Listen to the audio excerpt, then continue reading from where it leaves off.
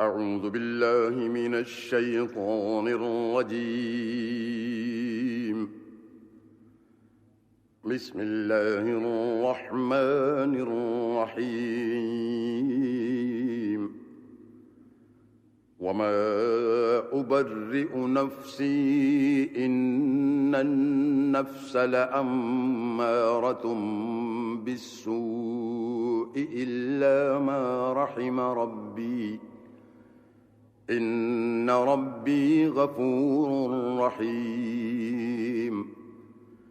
وقال الملك ائتوني به أستخلصه لنفسي فلما كلمه قال إنك اليوم لدينا مكين أمين. قال اجعلني على خزائن الأرض إني حفيظ عليم. وكذلك مكنا ليوسف في الأرض يتبوأ منها حيث يشاء نصيب برحمتنا من نشاء ولا نضيع أجر المحسنين. ولأجر الآخرة خير للذين آمنوا وكانوا يتقون. وجاء إخوة يوسف فدخلوا عليه فعرفهم وهم له منكرون. ولما جهزهم بجهازهم قال ائتوني بأخ لكم من أبيكم ألا ترون أني أوفي الكيل وأنا خير المنزلين. فإن لم تأتوني به فلا كيل لكم عندي ولا تقربون. قالوا سنراود عنه أباه وإنا لفاعلون. وقال لفتيانه اجعلوا بضاعتهم في رحالهم لعلهم يعرفونها إذا انقلبوا إلى أهلهم لعلهم يرجعون. فلما رجعوا إلى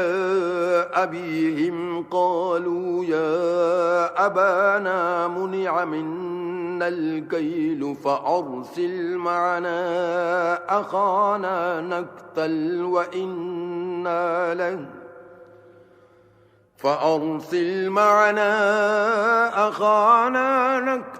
وإنا له لحافظون. قال هل آمنكم عليه إلا كما أمنتكم على أخيه من قبل فالله خير حافظا وهو أرحم الراحمين. ولما فتحوا متاعهم وجدوا بضاعتهم ردت إليهم قالوا يا أبانا ما نبغي هذه بضاعتنا ردت إلينا ونمير أهلنا ونحفظ أخانا ونزداد كيل بعيد ذلك كيل يسير. قال لن أرسله معكم حتى تؤتون موثقا من الله لتأتونني به إلا أن يحاط بكم فلما آتوا موثقهم قال الله على ما نقول وكيل وقال يا بني لا تدخلوا من باب واحد وادخلوا من أبواب متفرقة وما أغني عنكم من الله من شيء إن الحكم إلا لله عليه توكلت وعليه فليتوكل المتوكلون ولما دخلوا من حيث أمرهم أبوهم ما كان يغني عنهم من الله من شيء إلا حاجة في نفس يعقوب قضاها وإنه لذو علم لما علمناه ولكن أكثر الناس لا يعلمون ولما دخلوا على يوسف آوى إليه أخاه قال إني أنا أخوك فلا تبتئس بما كانوا يعملون فلما جهزهم بجهازهم جعل السقاية في رحل أخيه ثم أذن مؤذن أيتها العير إنكم لسارقون قالوا وأقبلوا عليهم ماذا تفقدون قالوا نفقد صواع الملك ولمن جاء به حمل بعير وأنا به زعيم قالوا تالله لقد علمتم ما جئنا لنفسد في الأرض وما كنا سارقين قالوا فما جزاؤه إن كنتم كاذبين قالوا جزاؤه من وجد في رحله فهو جزاؤه كذلك نجزي الظالمين فبدأ بأوعيتهم قبل وعاء أخيه ثم استخرجها من وعاء أخيه كذلك كدنا ليوسف ما كان ليأخذ أخاه في دين الملك إلا أن يشاء الله نرفع درجات من نشاء وفوق كل ذي علم عليم قالوا إن يسرق فقد سرق أخ له من قبل فأسرها يوسف في نفسه ولم يبدها لهم قال أنتم شر مكانا والله أعلم بما تصفون قالوا يا أيها العزيز إن له أبا شيخا كبيرا فخذ أحدنا مكانه إنا نراك من المحسنين قال معاذ الله أن نأخذ إلا من وجدنا متاعنا عنده إنا إذا لظالمون فلما استيئسوا منه خلصوا نجيا قال كبيرهم ألم تعلموا أن أباكم قد أخذ عليكم موثقا من الله ومن قبل ما فرطتم في يوسف فلن أبرح الأرض حتى يأذن لي أبي أو يحكم الله لي وهو خير الحاكمين ارجعوا إلى أبيكم فقولوا يا أبانا إن ابنك سرق وما شهدنا إلا بما علمنا وما كنا للغيب حافظين واسأل القرية التي كنا فيها والعير التي أقبلنا فيها وإنا لصادقون قال بل سولت لكم أنفسكم أمرا فصبر جميل عسى الله أن يأتيني بهم جميعا إنه هو العليم الحكيم وتولى عنهم وقال يا أسفا على يوسف وابيضت عيناه من الحزن فهو كظيم قالوا تالله تفتأ تذكر يوسف حتى تكون حرضا أو تكون من الهالكين قال إنما أشكو بثي وحزني إلى الله وأعلم من الله ما لا تعلمون يا بني اذهبوا فتحسسوا من يوسف وأخيه ولا تيأسوا من روح الله إنه لا ييأس من روح الله إلا القوم الكافرون فلما دخلوا عليه قالوا يا أيها العزيز مسنا وأهلنا الضر وجئنا ببضاعة مزجاة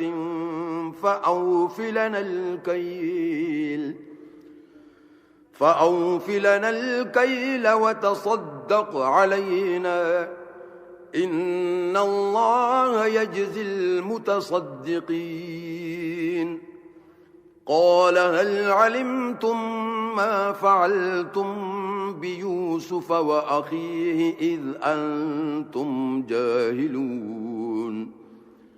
قالوا أئنك لأنت يوسف قال أنا يوسف وهذا أخي قد من الله علينا إنه من يتق ويصبر فإن الله لا يضيع أجر المحسنين قالوا تالله لقد آثرك الله علينا وإن كنا لخاطئين قال لا تثريب عليكم اليوم يغفر الله لكم وهو أرحم الراحمين اذهبوا بقميصي هذا فألقوه على وجه أبي يأت بصيرا وأتوني بأهلكم أجمعين ولما فصلت العير قال أبوهم إني لأجد ريح يوسف لولا أن تفندون قالوا تالله إنك لفي ضلالك القديم فلما أن جاء البشير ألقاه على وجهه فارتد بصيرا قال ألم أقل لكم إني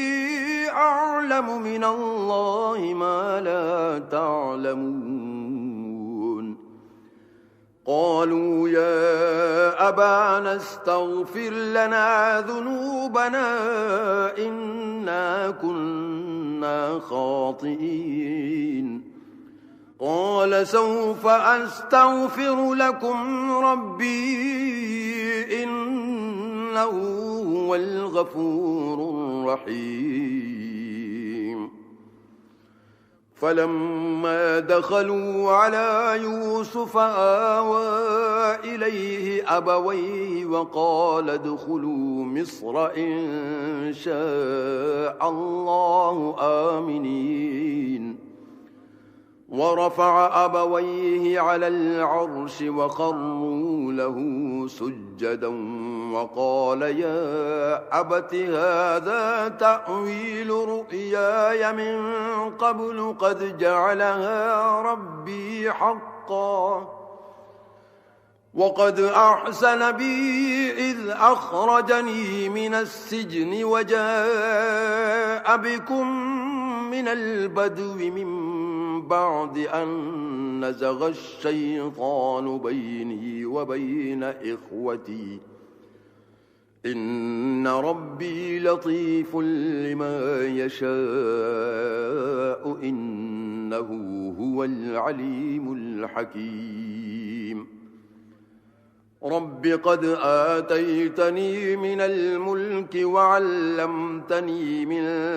تأويل الأحاديث فاطر السماوات والأرض أنت وليي في الدنيا والآخرة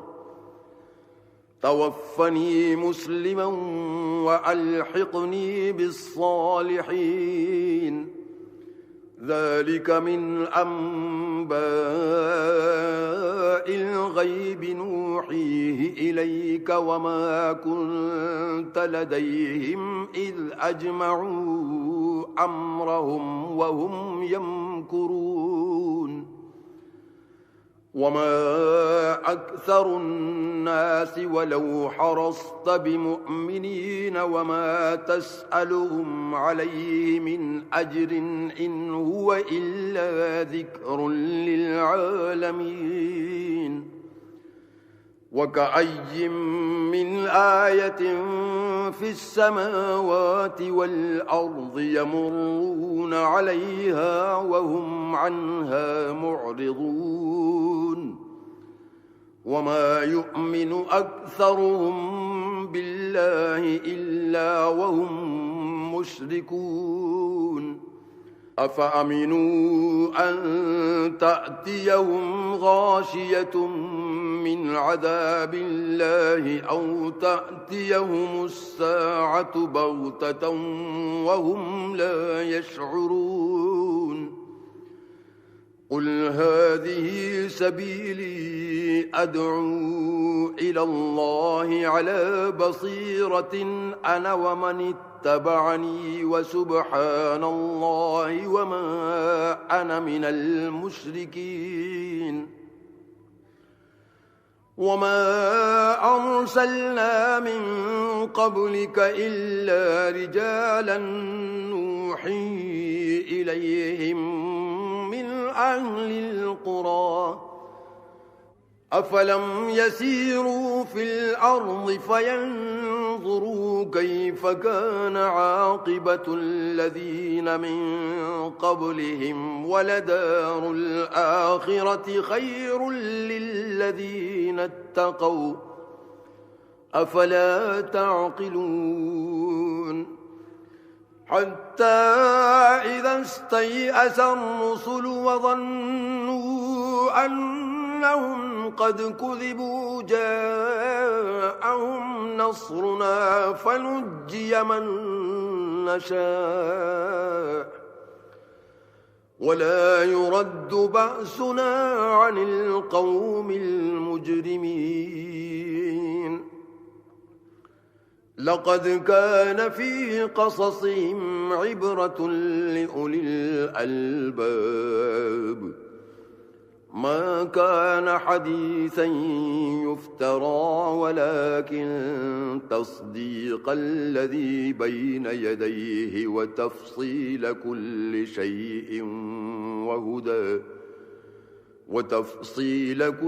شيء وهدى ورحمة لقوم يؤمنون. بسم الله الرحمن الرحيم. ألف لام ميم را تلك آيات الكتاب والذي أنزل إليك من ربك الحق ولكن أكثر الناس لا يؤمنون. الله الذي رفع السماوات بغير عمد ترونها ثم استوى على العرش وسخر الشمس والقمر كل يجري لأجل مسمى يدبر الأمر يفصل الآيات لعلكم بلقاء ربكم توقنون. وهو الذي مد الأرض وجعل فيها رواسي وأنهارا ومن كل الثمرات جعل فيها زوجين اثنين يغشي الليل النهار إن في ذلك لآيات لقوم يتفكرون. وفي الأرض قطع متجاورات وجنات من أعناب وزرع ونخيل صنوان وغير صنوان يسقى بماء واحد ونفضل بعضها على بعض في الأكل إن في ذلك لآيات لقوم يعقلون. وإن تعجب فعجب قولهم أإذا كنا ترابا أإنا لفي خلق جديد أولئك الذين كفروا بربهم وأولئك الأغلال في أعناقهم وأولئك أصحاب النار هم فيها خالدون. ويستعجلونك بالسيئة قبل الحسنة وقد خلت من قبلهم المثلات وإن ربك لذو مغفرة للناس على ظلمهم وإن ربك لشديد العقاب. ويقول الذين كفروا لولا أنزل عليه آية من ربه إنما أنت منذر ولكل قوم هاد. الله يعلم ما تحمل كل أنثى وما تغيض الأرحام وما تزداد وكل شيء عنده بمقدار. عالم الغيب والشهادة الكبير المتعال سواء منكم من أسر القول ومن جهر به ومن هو مستخف بالليل وسارب بالنهار له معقبات من بين يديه ومن خلفه يحفظونه من أمر الله إن الله لا يغير ما بقوم حتى يغيروا ما بأنفسهم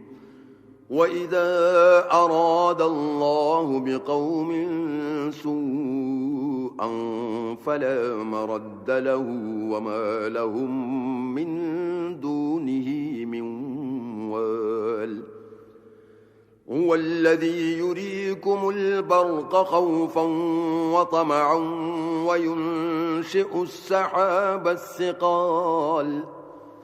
ويسبح الرعد بحمده والملائكة من خيفته ويرسل الصواعق فيصيب بها من يشاء وهم يجادلون في الله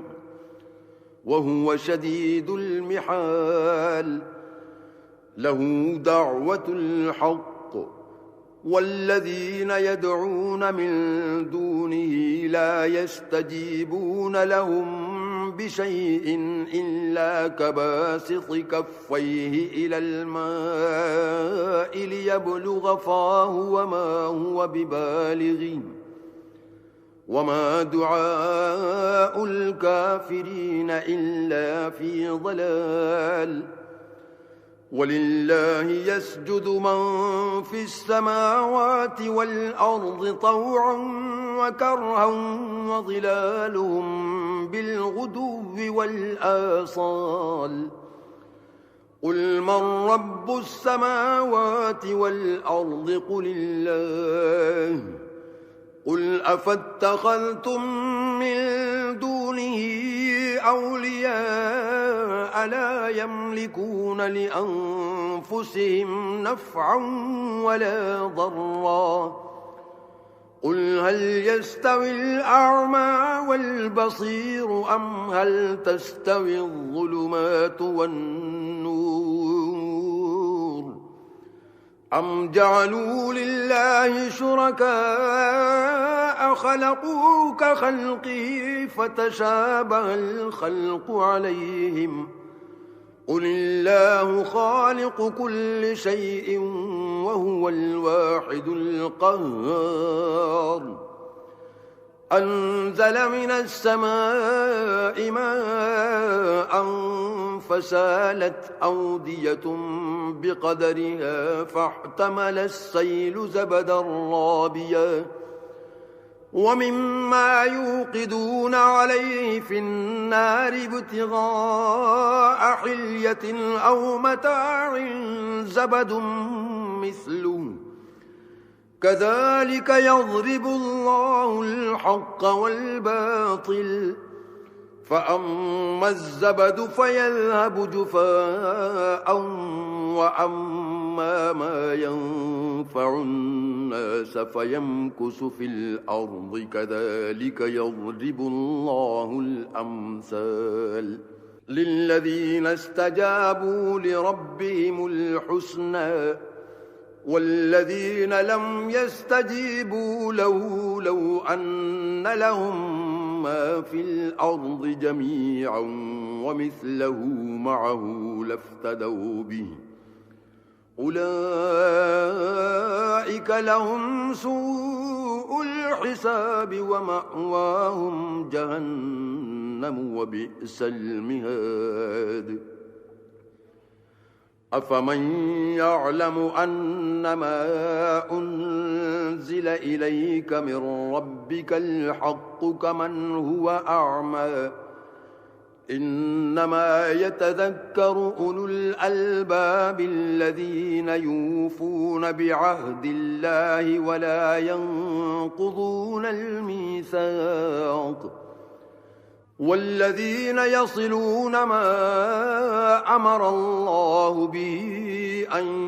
يوصل ويخشون ربهم ويخافون سوء الحساب والذين صبروا ابتغاء وجه ربهم وأقاموا الصلاة وأنفقوا مما رزقناهم سرا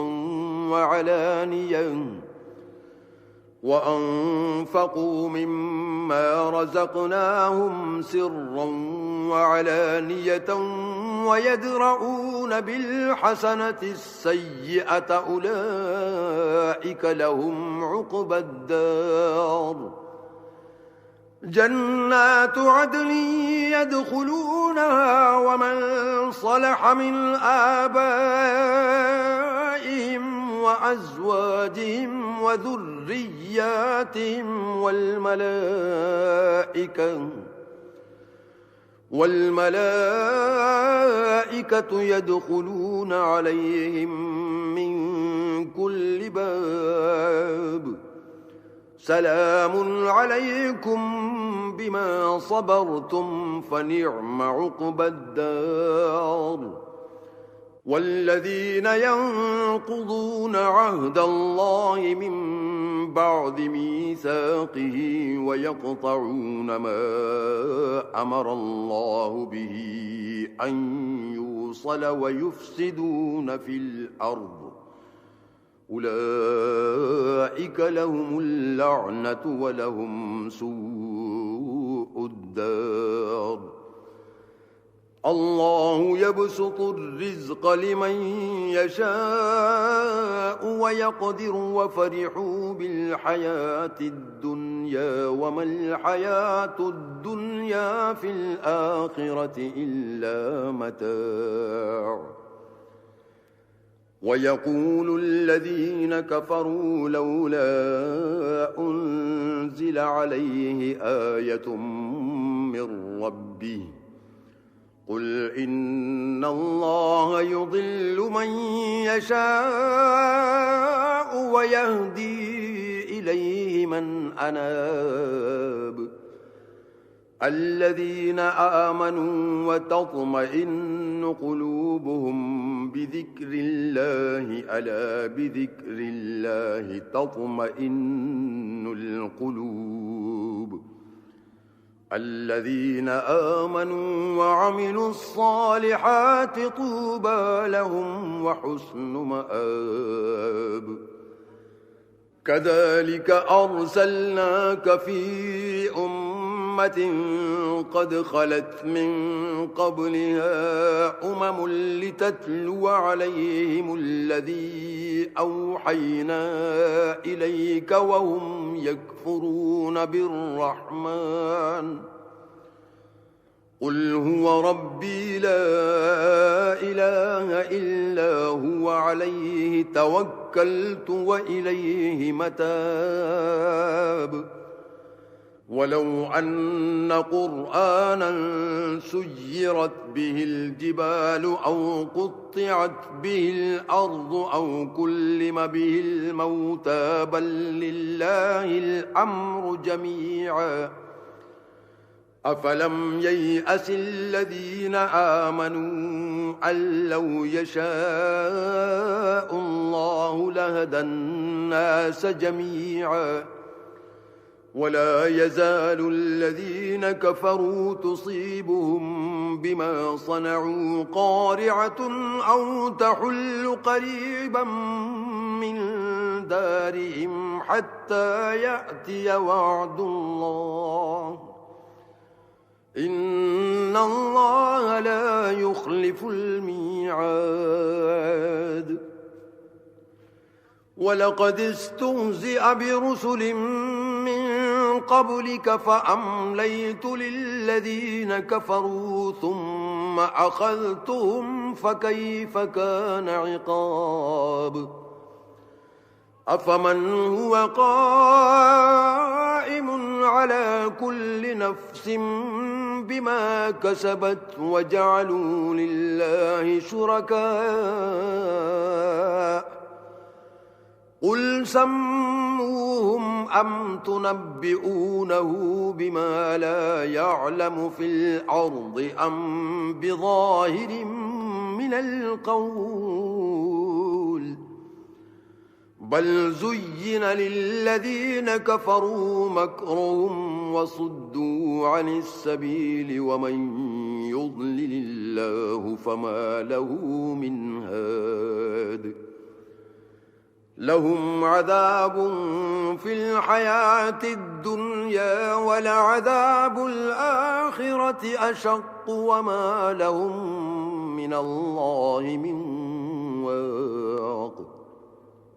مثل الجنة التي وعد المتقون تجري من تحتها الأنهار أكلها دائم وظلها تلك عقبى الذين اتقوا وعقبى الكافرين النار والذين آتيناهم الكتاب يفرحون بما أنزل إليك ومن الأحزاب من ينكر بعضه قل إنما أمرت أن أعبد الله ولا أشرك به إليه أدعو وإليه مآب وكذلك أنزلناه حكما عربيا ولئن اتبعت أهواءهم بعدما جاءك من العلم ما لك من الله من ولي ولا واق ولقد أرسلنا رسلا من قبلك وجعلنا لهم أزواجا وذرية وما كان لرسول أن يأتي بآية إلا بإذن الله لكل أجل كتاب يمحو الله ما يشاء ويثبت وعنده أم الكتاب وإما نرينك بعض الذي نعدهم أو نتوفينك فإنما عليك البلاغ وعلينا الحساب أولم يروا أنا نأتي الأرض ننقصها من أطرافها والله يحكم لا معقب لحكمه وهو سريع الحساب وقد مكر الذين من قبلهم فلله المكر جميعا يعلم ما تكسب كل نفس وسيعلم الكفار لمن عقبى الدار ويقول الذين كفروا لست مرسلا قل كفى بالله شهيدا بيني وبينكم ومن عنده علم الكتاب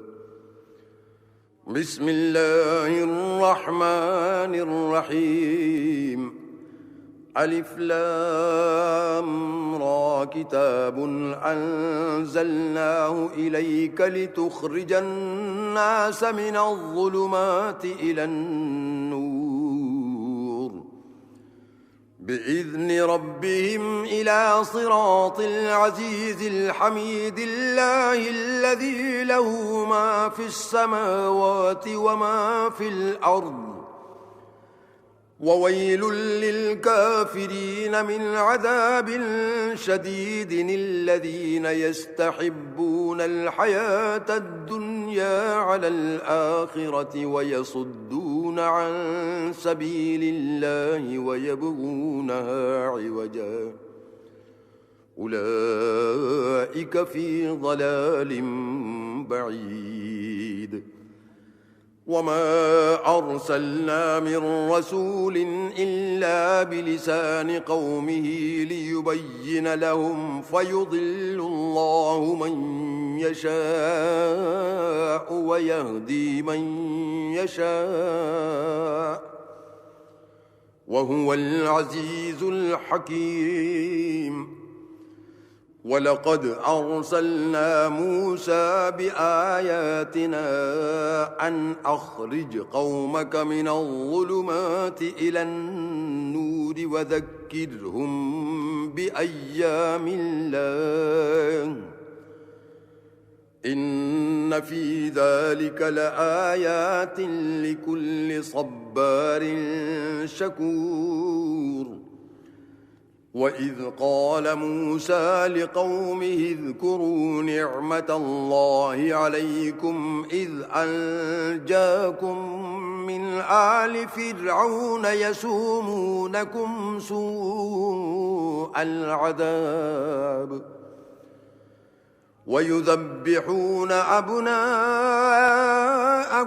ويستحيون نساءكم وفي ذلكم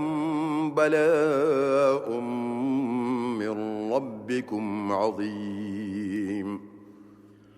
وإذ تأذن ربكم لئن شكرتم لأزيدنكم ولئن كفرتم إن عذابي لشديد. وقال موسى إن تكفروا أنتم ومن في الأرض جميعا فإن الله لغني حميد. ألم يأتكم نبأ الذين من قبلكم قوم نوح وعاد وثمود والذين من بعدهم لا يعلمهم إلا الله جاءتهم رسلهم بالبينات فردوا أيديهم في أفواههم وقالوا إنا كفرنا بما أرسلتم به وإنا لفي شك مما تدعوننا إليه مريب. قالت رسلهم أفي الله شك فاطر السماوات والأرض يدعوكم ليغفر لكم من ذنوبكم ويؤخركم إلى أجل مسمى قالوا إن أنتم إلا بشر مثلنا تريدون أن تصدونا عما كان يعبد آباؤنا فأتونا بسلطان مبين. قالت لهم رسلهم إن نحن إلا بشر مثلكم ولكن الله يمن على من يشاء من عباده وما كان لنا أن نأتيكم بسلطان إلا بإذن الله وعلى الله فليتوكل المؤمنون. وما لنا ألا نتوكل على الله وقد هدانا سبلنا ولنصبرن على ما آذيتمونا وعلى الله فليتوكل المتوكلون. وقال الذين كفروا لرسلهم لنخرجنكم من أرضنا أو لتعودن في ملتنا فأوحى إليهم ربهم لنهلكن الظالمين ولنسكننكم الأرض من بعدهم ذلك لمن خاف مقامي وخاف وعيد واستفتحوا وخاب كل جبار عنيد من ورائه جهنم ويسقى من ماء صديد يتجرعه ولا يكاد يسيغه ويأتيه الموت من كل مكان وما هو بميت ومن ورائه عذاب غليظ مثل الذين كفروا بربهم أعمالهم كرماد اشتدت به الريح في يوم عاصف لا يقدرون مما كسبوا على شيء ذلك هو الضلال البعيد ألم تر أن الله خلق السماوات والأرض بالحق إن يشأ يذهبكم ويأت بخلق جديد وما ذلك على الله بعزيز وبرزوا لله جميعا فقال الضعفاء للذين استكبروا إنا كنا لكم تبعا فهل أنتم مغنون عنا من عذاب الله من شيء قالوا لو هدانا الله لهديناكم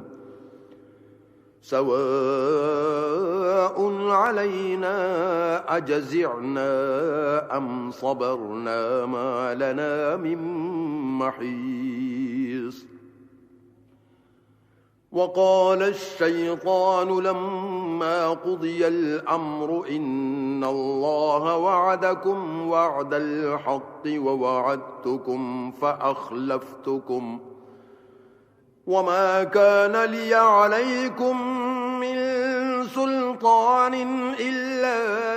أن دعوتكم فاستجبتم لي فلا تلوموني ولوموا أنفسكم ما أنا بمصرخكم وما أنتم بمصرخي إني كفرت بما أشركتمون من قبل إن الظالمين لهم عذاب أليم وأدخل الذين آمنوا وعملوا الصالحات جنات تجري من تحتها الأنهار خالدين فيها بإذن ربهم تحيتهم فيها سلام ألم تر كيف ضرب الله مثلا كلمة طيبة كشجرة طيبة أصلها ثابت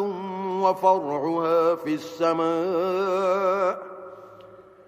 تؤتي أكلها كل حين بإذن ربها ويضرب الله الأمثال للناس لعلهم يتذكرون ومثل كلمة خبيثة كشجرة خبيثة اجتثت من فوق الأرض ما لها من قرار يثبت الله الذين آمنوا بالقول الثابت في الحياة الدنيا وفي الآخرة ويضل الله الظالمين ويفعل الله ما يشاء ألم تر إلى الذين بدلوا نعمة الله كفرا وأحلوا قومهم دار البوار جهنم يصلونها وبئس القرار وجعلوا لله أندادا ليضلوا عن سبيله قل تمتعوا فإن مصيركم إلى النار قل لعبادي الذين آمنوا يقيموا الصلاة وينفقوا مما رزقناهم سرا وعلانية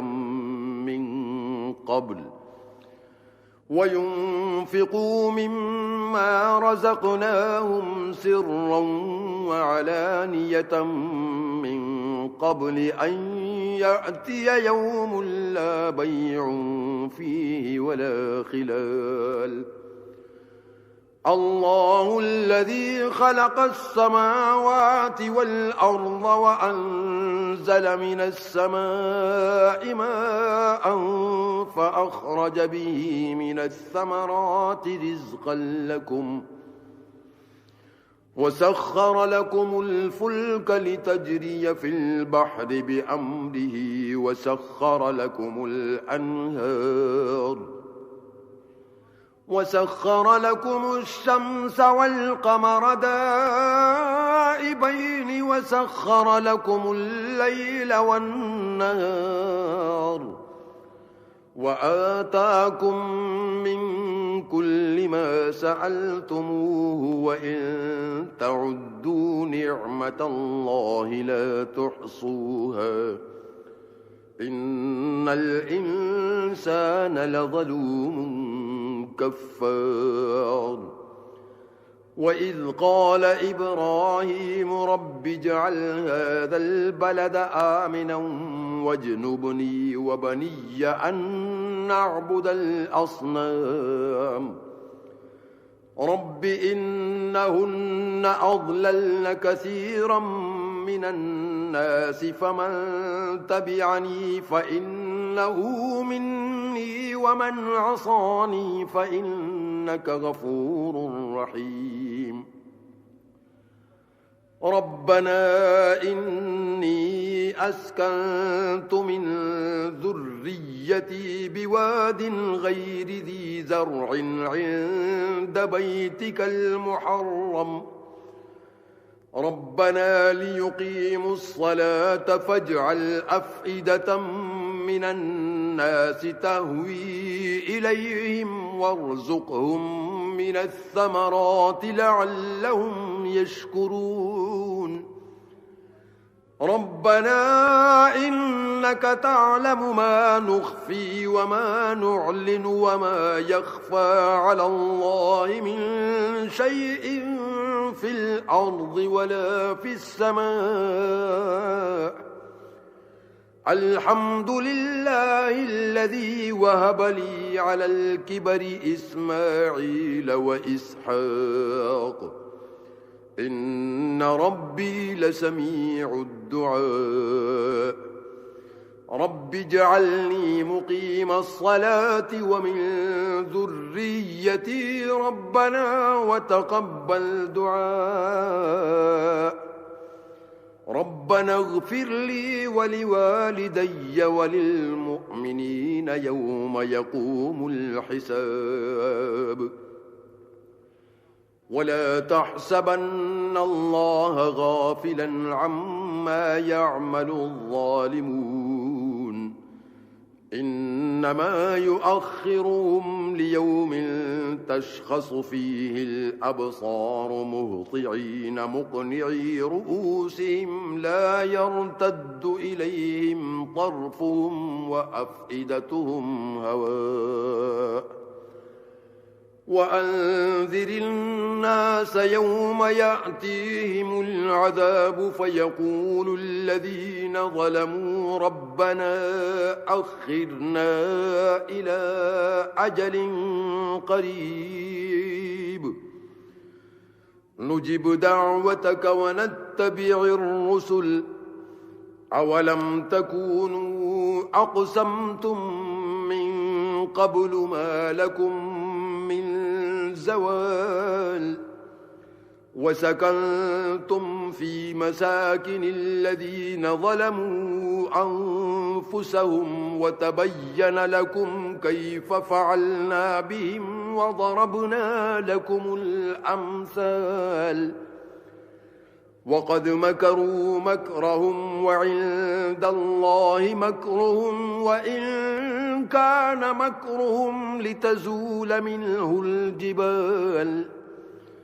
فلا تحسبن الله مخلف وعده رسله إن الله عزيز ذو انتقام يوم تبدل الأرض غير الأرض والسماوات وبرزوا لله الواحد القهار وترى المجرمين يومئذ مقرنين في الأصفاد سرابيلهم من قطران وتغشى وجوههم النار ليجزي الله كل نفس ما كسبت إن الله سريع الحساب هذا بلاغ للناس ولينذروا به وليعلموا أنما هو إله واحد وليذكر أولو الألباب بسم الله الرحمن الرحيم ألف لام را تلك آيات الكتاب وقرآن مبين أعوذ بالله من الشيطان الرجيم